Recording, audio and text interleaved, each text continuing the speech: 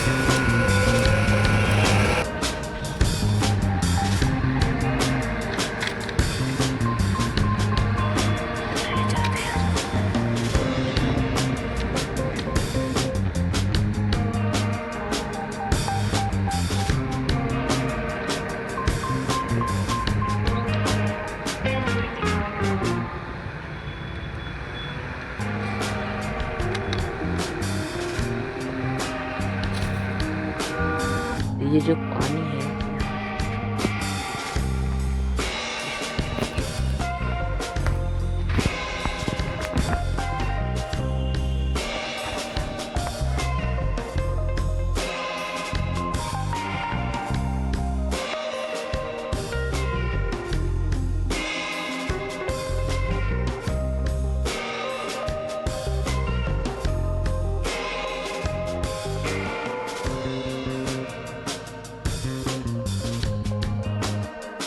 Friends, अगर आपको ये वीडियो अच्छी लगी हो तो लाइक कर दीजिए और कमेंट में बताइएगा कि आपको ये वीडियो कैसी लगी है और ये कूलर कैसा लगा है।